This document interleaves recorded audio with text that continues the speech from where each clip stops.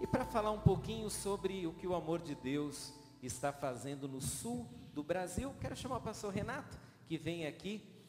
Pastor Renato, que é capixaba, casado, pai de 2 filhas e que foi o obreiro escolhido pela nossa Junta de Missões Nacionais para continuar a obra que foi iniciada na cidade de Gramado por ocasião de uma operação missionária no começo desse ano. O Renato está o mês inteiro aí viajando e falando numa série de lugares. Dia 29 ele vai reencontrar a família. E é um prazer ter você aqui, Renato. Uma bênção mesmo ter você aqui, querido. Ele ia vir de bombacha, piochado, esse negócio todo. Mas não deu certo hoje. Da próxima vez ele vem assim. Eu já falei para o Renato que o meu filho é gaúcho. Aí me deu uma saudade do Júnior. Meu filho está nos Estados Unidos estudando. Dá saudade dele quando eu te vi, rapaz. Fiquei pensando no Júnior. Eu vou orar por você e teremos a alegria de ouvi-lo. Pai, o Senhor é aquele a quem servimos, a quem o pastor Renato serve. E eu sei que o Senhor já colocou no coração dele uma mensagem especial para nós hoje à noite. E eu te agradeço por ele estar aqui conosco e peço em nome de Jesus que o Senhor o abençoe de uma maneira toda especial hoje à noite, para que ele, Pai, não apenas fale em nome do Senhor, mas que ele também receba o amor dessa igreja por ele, pela obra missionária, que ele se sinta, Pai, acolhido entre nós e que saia daqui com as suas forças renovadas e pronto para continuar aquilo que o Senhor começou a fazer através dele lá na linda cidade de Gramado. Abençoa o teu servo, é a minha oração, no nome de Jesus. Amém. Seja muito bem-vindo, Renato, Deus te abençoe. Graça e paz a todos. Boa noite a todos, um privilégio estar aqui. De certa forma, uma covardia muito grande comigo, poder me fazer me emocionar com as meninas da Casa Rosa e me dar a palavra em seguida, né? Eu estive na Cracolândia visitando há uma semana e fiquei impactado com tudo que eu vi ali. Fiquei muito impactado. Deus falou muito comigo, mas há pessoas que têm que ser alcançadas em todos os lugares, né? Todos os lugares. Nós, minha esposa, eu e minha família, somos apaixonados pelo povo gaúcho, especialmente pela Serra Gaúcha. E o pastor falou a verdade, eu tenho rodado essa cidade de São Paulo, Guarulhos, de bota, de bombacha, de guaiaca, de lenço, com meu chimarrão para cima e para baixo, e no metrô as pessoas me olham e meu consolo é que tem de tudo quanto é tribo aqui, né? Mas as pessoas me olham assim, e gente com argola, gente com tatuagem de cordão e de regata, homens de regata mostrando os peitos, e olhando para mim de bombacha e de bota assim, me olhando de cima e embaixo, dá vontade de dizer, se olha no espelho, né? Mas está muito legal isso e eu nem dou bola, porque eu amo aquele povo. Especialmente hoje, que é 20 de setembro, dia da Revolução Farroupilha, quando os gaúchos se acampam e ali vivem a cultura, a tradição, e isso é algo extraordinário. É uma das culturas mais lindas que temos em nosso país. Estamos em Gramado, na verdade, há 4 anos, plantando igreja. É verdade que essa foi a primeira trans que nós recebemos em janeiro. Fiquei feliz de ver aqui o Moisés, fique de pé um pouquinho, diácono Moisés, que esteve em Gramado participando da trans, está aqui na frente, Deus abençoe, soube que eu estaria aqui e veio com a camisa de Gramado que ele adquiriu lá, para ajudar na compra do terreno, um servo do Senhor que apoiou muito o trabalho lá no período de janeiro. Quero apresentar a minha família, esta foto que está aí foi tirada, creio que em março ou abril. A minha esposa Kênia está ali. Vamos completar 12 anos de casados em janeiro. A Isa faz 4 anos amanhã. É o segundo ano consecutivo que eu vou perder o aniversário da minha filha. Ou seja, já perdi 50% dos aniversários dela. A promoção missionária é em setembro e a criança não escolhe data para nascer, né? A bebezinha que está no colo ali é a Belle, que já completou 7 meses. As pessoas perguntam, por que o senhor dividiu o nome Isa e Belle? O nome é esse mesmo, é Isa, Belle. É porque o missionário tem que ser econômico, né? Então, por outro lado também, no dia que eu precisar dar uma corretiva nas duas de uma única vez, é só falar um nome só, Isabelle, aí as duas já sabem que tem problema para o lado delas, né? Pode passar essa foto? Essa foi a foto do primeiro culto em Gramado. Os batistas brasileiros enviam missionários e pastores na tentativa de plantar uma igreja em Gramado há mais de 30 anos. Mais de 10 obreiros, missionários, pastores já passaram pela cidade. No entanto, quando chegamos lá em 2011, não existia um batista na cidade. Assim como em outras 350 cidades do Rio Grande do Sul, não tem sequer uma igreja batista. Existem cidades no Rio Grande do Sul, que se você se apresenta, olá, eu sou batista, a pessoa fala, muito prazer, seu batista. Acham que é o seu nome, porque não sabem que haja uma denominação religiosa centenária com esse nome. É incrível. Essa foto foi tirada no primeiro culto da igreja. Foi na sala de nossa casa. Eu nem sempre fui missionário. Eu me formei muito cedo, formei com 20 anos de idade em administração e atuei por 10 anos na indústria química, que por sinal a matriz fica aqui em São Paulo, Evonik Degussa. Alguém já ouviu falar dessa empresa? Evonik Degussa. Trabalhei 10 anos na unidade Barra do Riacho, lá em Aracruz, minha cidade natal. E então o Senhor nos mandou que fôssemos plantar igrejas na Serra Gaúcha. Estamos ali experimentando, aprendendo a plantar igrejas, porque eu não estudei para isso, ainda que fizéssemos teologia. Essa foto foi para a história, porque ela marca o início de um grande mover de Deus na Serra Gaúcha. Eu creio nisso. Estamos ali para isso. Pode passar? Com 2 meses de trabalho, então, nós já tivemos que ir para um lugar maior. Também fomos para o salão de festas do condomínio, mas a síndica nos expulsou dali, porque falou que não era lugar para ficar rezando ali. Então a gente saiu e vai para um lugar, vai para o outro, até que as entradas financeiras melhorassem para a gente ir para um lugar maior. A gente ficou de casa em casa. Pode passar? Alugamos um salão de festas de um hotel. Para quem não sabe, Gramado tem mais de 150 hotéis e pousadas, ainda que tenha uma população de 32 mil habitantes. Aliás, quantos gaúchos nós temos aqui nessa noite? Levanta a mão assim. Opa, é raro isso, hein? Tem 2 gaúchos ali atrás. Que legal, que benção. Agora, quantos gostariam de ser gaúchos? Levanta a mão também. Oh, glória. Se eu me tornei um gaúcho, né? Hoje eu tenho o direito de ser um gaúcho, porque as minhas filhas já nasceram lá no país Rio Grande do Sul e eu tenho o direito de naturalização, né? Essa foto foi na inauguração do nosso novo espaço de celebrações em janeiro de 2012, num salão de eventos de um hotel de nossa cidade. Pode passar? Realizamos ali os primeiros batismos, quando completamos 1 ano de congregação. O Rafael e a Mônica são servos do Senhor, tem um pequeno grupo na casa deles ainda hoje, já batizei a filha deles, ambos estão ali servindo ao Senhor conosco, frutos do trabalho em Gramado. Pode passar? Essa é a atual fachada da nossa sede.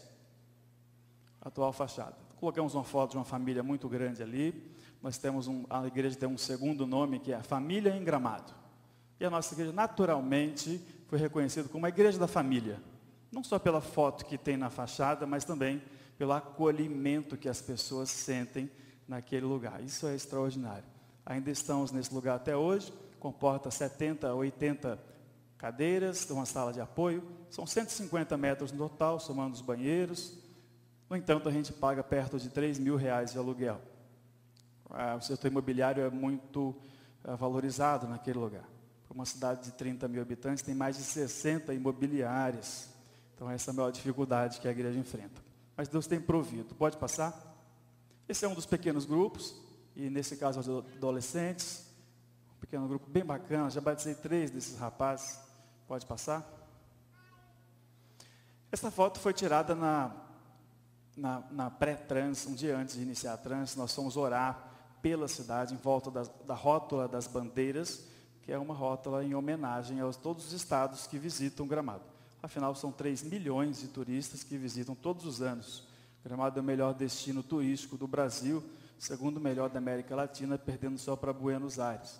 Mais de 20 20 museus, mais de 20 fábricas de chocolate. Já me perguntaram se eu não trouxe aqui, né?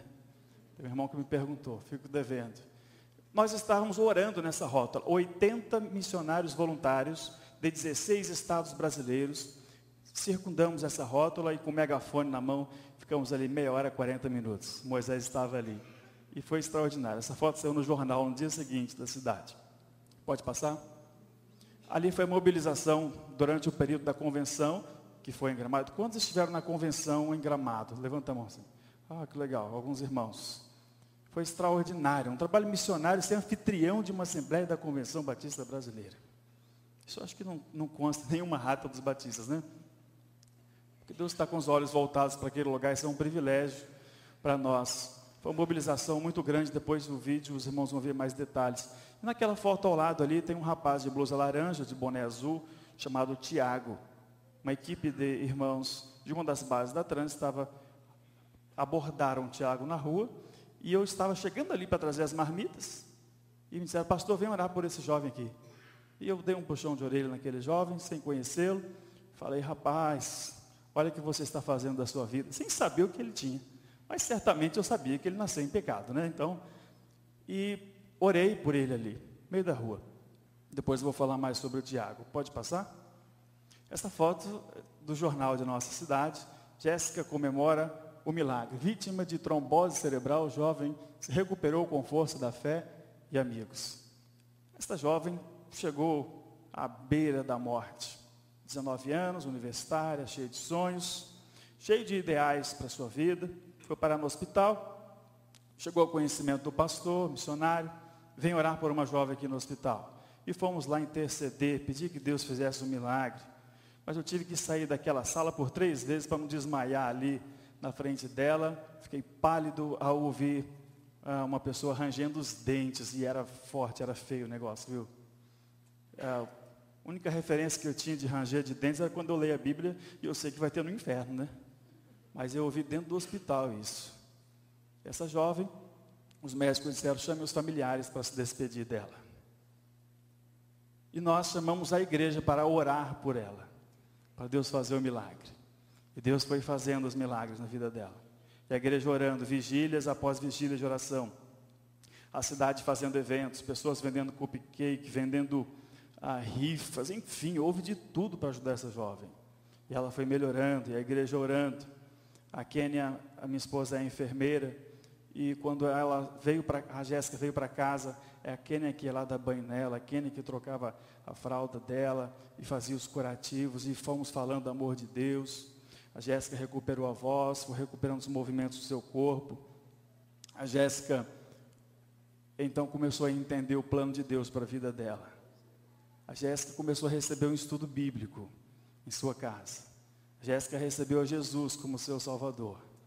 E diante de mais de 4.000 convencionais na Assembleia da Convenção, ela deu o testemunho dela, do que Jesus fez na vida dela, e ao final do seu testemunho ela falou assim, diante desse meu testemunho eu solicito agora o meu batismo. E dali nós saímos do palco, e já estava armado 2 piscinas. Nós realizamos o batismo da Jéssica e de outros 30 pessoas dos 22 projetos de missões nacionais no Rio Grande do Sul. Isso foi algo extraordinário para entrar para a história dos batistas. Antes disso, o Brandão me desafiou. Missionário, se não tiver batismo lá, eu vou levar uns 100 da Cristolândia lá para batizar, hein? Eu falei, não, pastor, nós vamos colocar 100 gaúchos lá para ser batizados. Chegamos a 30 e poucos, somando de outros trabalhos missionários. Só 3 desses eram de Gramado. Pode passar. Esta é uma foto atual de um de nossos cultos, 70, 80 pessoas. Esse foi um culto especial, tinha gente saindo pelas janelas, tinha mais de 100 pessoas nesse culto. Hoje a Congregação Batista Gramado tem 67 membros, para a glória do Senhor, em 4 anos de trabalho. Pode passar? Essa foto. Gramado eu nunca tinha realizado o batismo de tantas pessoas numa única vez. Em junho foram 11 batismos. E um trabalho missionário, ele começa do nada, começa dentro de casa, sem recurso, sem nada. Não temos um batistério e não vou ficar montando piscininha pequena, que eu não acho legal. Então nós alugamos o batistério da Assembleia de Deus, que fica ali pertinho da nossa igreja. Pagamos um preço, é claro, pela manutenção, pelo aquecimento da água, que nem no verão dá para fazer batismo em água sem ser aquecida. E ali foram 11 batismos. 11 batismos. Tinha até uma pessoa natural do Congo, que é o Emanuel, o primeiro lá da fila, que foi batizado também. Pode passar? Esse é um de nossos cultos. No final as pessoas respondem o apelo, recebem a oração. Os intercessores estão ali orando ao redor. É a bênção de Deus. Pode passar. Congregação Batista em São Francisco de Paula. Mais uma cidade que o Senhor nos tem usado para diminuir onde não há igreja batista. Uma cidade a 45 quilômetros de Gramado. Nunca teve um histórico de batista nessa cidade. Uma das cidades mais frias do nosso país. 1000 metros de altitude. Alguns dias de inverno, o missionário que está ali abre a torneira, a água não vem, porque congela algumas vezes. Setembro de 2013, nevou em 60 cidades de todo o sul. Nessa cidade aí, então ficou uma camada de 4 dedos de neve, fizeram bonecos de neve, foi algo extraordinário. O primeiro ano desse trabalho, o missionário estava pregando para a esposa e 2 filhos. 12 meses, pregando para a esposa e 2 filhos, ninguém vinha, ainda que ele orasse, visitasse tantas pessoas. Mas no segundo ano, já tem 15 pessoas reunindo. E no dia de hoje, estou lamentando tanto de não estar lá. Primeiro, pela Revolução Farroupilha. E segundo, que ele realizou 5 batismos hoje. Exatamente hoje. Pode passar. Lembra do Tiago que eu mostrei no começo? O Tiago começou a frequentar nossas celebrações, começou a frequentar o pequeno grupo de jovens. O Tiago tirou os alargadores da orelha, sem que ninguém dissesse alguma coisa, ele simplesmente viu que ninguém usava na igreja e tirou. O Tiago fez um tratamento, nós pagamos um tratamento contra o tabagismo. O Tiago deixou 13 anos de cigarro, de fumo, de maconha e outras coisas. O Tiago deixou o homossexualismo. O Tiago recebeu Jesus. O Tiago foi batizado e agora está com a camisa Jesus Transforma, com violão pelas portas, pregando o Evangelho de Jesus. Aquele Tiago que foi evangelizado por 3 voluntários da Trans. Já tenho recebido mensagem no celular dele ministrando a escola bíblica, dele dando a palavra na vigília de oração na sexta-feira. Já teria valido apenas 4 anos em Gramado, irmãos. Pode passar? Ok, você pode ser parte de tudo isso no final, preenchendo uma ficha do plano de adoção missionária. É um privilégio para nós ser participantes dessa grande obra. Eu não exerço mais a minha profissão, minha esposa também não. Nós dependemos que outros segurem as cordas, enquanto nós vamos no fundo do poço buscar essas pessoas. Nós somos dedicados 24 horas no trabalho. E dependemos de que os batistas brasileiros, assim como esta igreja, continuem a nos sustentar no campo missionário.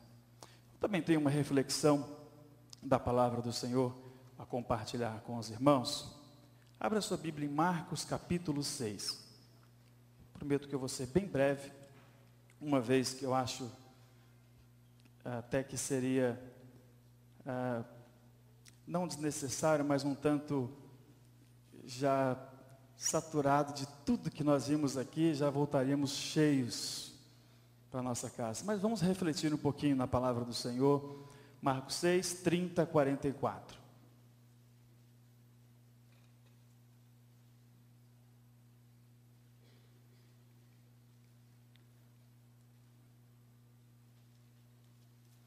Quantos aqui têm a Bíblia na versão Nova Tradução da Linguagem do Gaúcho?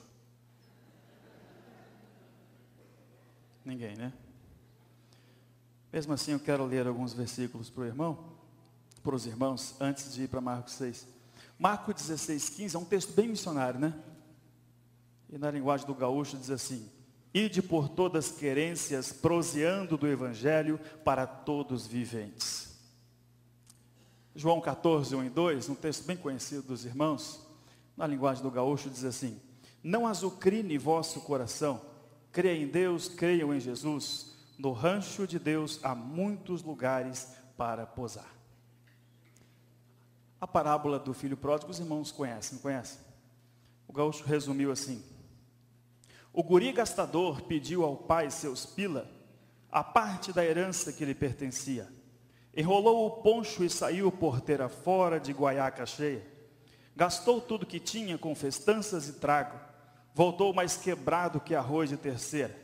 O pai lhe perdoou, o recebeu com um abraço largo, uma pilcha nova e um churrasco. Ok.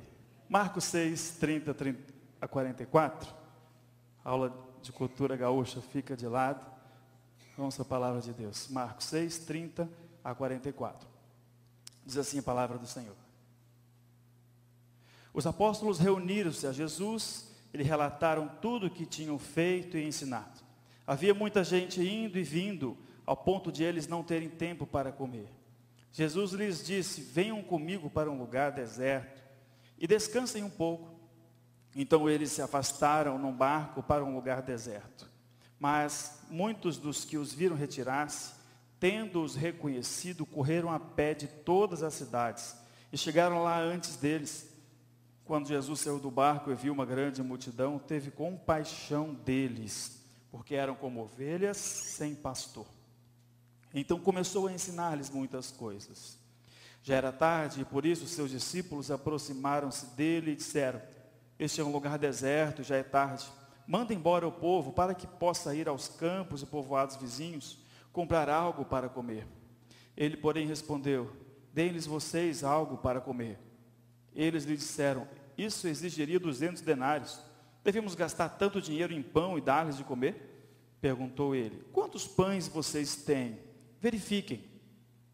Quando ficaram sabendo, disseram: 5 pães e 2 peixes. Então Jesus ordenou que fizessem todo o povo assentar-se em grupos na grama verde. Assim, eles se assentaram em grupos de 100 e de 50. Tomando os 5 pães e os 2 peixes, e olhando para o céu, deu graças e partiu os pães. Em seguida entregou-os aos seus discípulos para que os servissem ao povo. E também dividiu os 2 peixes entre todos eles. Todos comeram e ficaram satisfeitos. E os discípulos recolheram 12 cestos cheios de pedaços de pão e de peixe. Os que comeram foram 5.000 homens. Os 12 discípulos haviam acabado de chegar de uma grande campanha evangelística, enviados pelo Senhor Jesus. Eles estavam bem cansados fisicamente, eles estavam exaustos. Eles haviam expulsado muitos demônios, haviam curado muitos enfermos, e agora eles estavam contando para Jesus tudo aquilo que havia acontecido naquela campanha. E eu tiro algumas lições dessa passagem que nós lemos. E a primeira é que a tarefa que Deus nos deu, ela é muito intensa. Tem muita coisa a ser feita, irmãos. Tem muita coisa a ser feita. E os discípulos, no versículo 31, diz que eles não tinham tempo para comer. Não tinham tempo para comer. Enquanto Jesus e os discípulos, em relação à comida, eles estavam despreocupados, desinteressados, sem tempo para comer. Eles estavam muito ocupados com a obra de Deus. Enquanto isso, muitos cristãos da atualidade estão tão preocupados em colocar o pão na mesa, que estão despreocupados com a obra de Deus, desinteressados e sem tempo para fazer a obra de Deus e alcançar vidas para Jesus. Por isso que Jesus deixou em sua palavra: não trabalhem pela comida que se estraga, mas pela comida que permanece para a vida eterna, o qual o Filho do Homem lhes dará. E Jesus disse ainda que a minha comida é fazer a vontade daquele que me enviou e concluir a sua obra. O alimento de Jesus é diferente. Mas a verdade é que realmente nós precisamos de descanso. Nossos corpos precisam de descanso. E a proposta inicial de Jesus foi essa: vamos comigo para um lugar retirado, para que ali a gente pudesse fazer um lanche junto, só nós. Aí eu lhe pergunto, qual a última vez que você fez isso com a sua família? O ministério número 1 que Deus lhe deu é a sua família. Seus filhos pequenos não têm culpa do seu trabalho, do seu tempo, da sua agenda. Eles precisam ter um tempo em família. Mas a verdade é que nem sempre a gente consegue repousar. E no caso dos discípulos, sabe por quê? Porque quem tem Jesus em sua vida atrai muitas pessoas a si. É natural que esteja cercado de pessoas. E aquelas pessoas que estavam atrás de Jesus e dos discípulos, sabendo para onde eles iam, a Bíblia diz no versículo 33 que eles correram a pé de todas as cidades e chegaram lá antes que eles. E o plano dos discípulos era chegarem ali, estenderem uma toalha, num lugar calmo, colocar sua cestinha e terem um tempo a sós. Mas a multidão chegou primeiro. Planos, férias frustradas, né? Piquenique frustrado. A multidão estava ali. Outra coisa que eu aprendo nesse texto é que nós temos que enxergar as pessoas pela ótica de Jesus. Como eu disse, eu fui na Cristolândia, fui na Cracolândia, fui lá conhecer aquele povo, se era realmente como a TV mostra. O governo e os que não têm Jesus enxergam como um monte de lixo, zumbis. Mas na ótica de Jesus são vidas preciosas pelas quais Deus mandou Jesus morrer no lugar delas, ainda que estejam uns pedaços. Nós temos que enxergar as pessoas pela ótica de Jesus. Os discípulos viram uma grande multidão, mas Jesus teve compaixão delas, porque eram como ovelhas sem pastor. Isso que é visão. Você olhar alguém que não tem valor algum para a sociedade, não tem prospecção nenhuma de futuro, enxergar nelas ovelhas. Só precisam ser cuidadas. Esse é o papel do pastor. Essa é a ótica de Jesus. Os discípulos enxergaram um bando de famintos que iam atrapalhar o lanche deles, a hora de folga deles. Mas Jesus enxergou pessoas que precisavam de atenção, de cuidado, de um ombro amigo, de um carinho. E os discípulos pensaram, já vão atrapalhar o nosso lanche. E Jesus, lanche é segundo plano. Vamos dar atenção para essa gente que é mais importante do que qualquer outra coisa que exista na face da terra. Os discípulos estavam aprendendo. E eu aprendo também que nós temos que dedicar tempo às pessoas. Não basta identificar a necessidade das pessoas, temos que dedicar tempo a elas. Por isso que a Bíblia diz que então Jesus começou a ensinar-lhes muitas coisas. As pessoas não têm valor? Não. Elas precisam ser ensinadas. Elas precisam ser ensinadas, ser educadas. Ensinada a trabalho. A gente prefere receber pessoas já prontinhas. Recebi lá na igreja um professor da escola bíblica dos melhores. Formar um professor de escola bíblica leva uma década. Jesus começou a ensinar muitas coisas.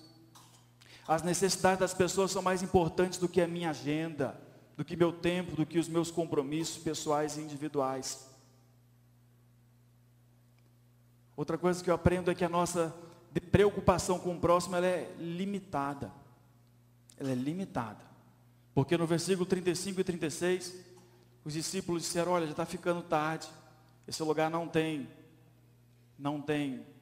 McDonald's, não tem Extra, não tem Habib's, manda esse povo embora, para que possam comprar cada um a sua comida. A ideia dos discípulos era, é importante esse povo comer alguma coisa. Essa motivação é correta. Agora, a ideia estava errada, porque mande-os embora, cada um por si.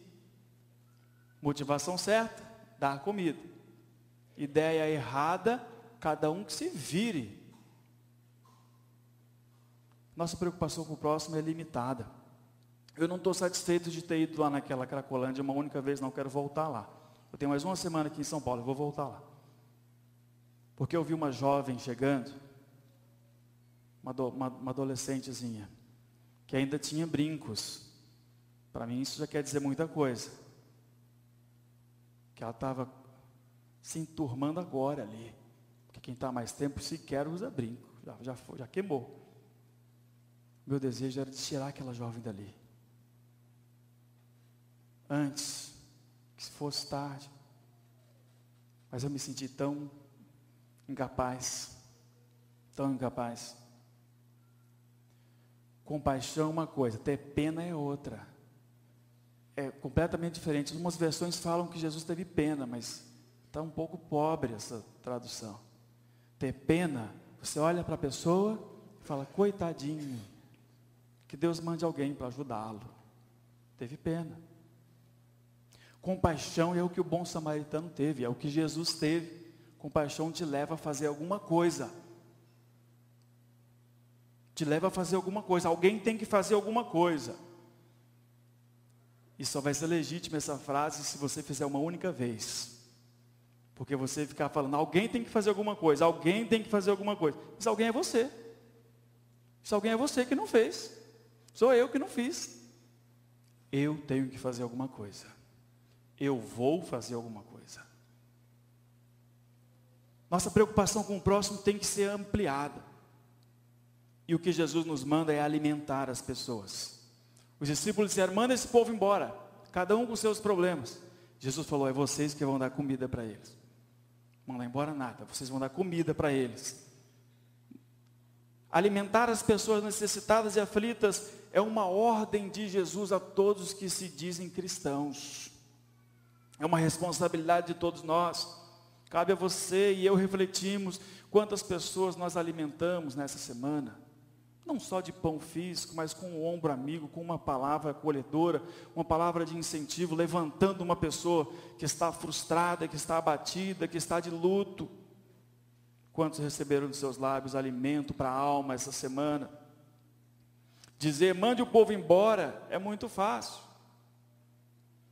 Outra lição que eu tiro dessa mensagem é que por vezes nós achamos que a solução está em nós.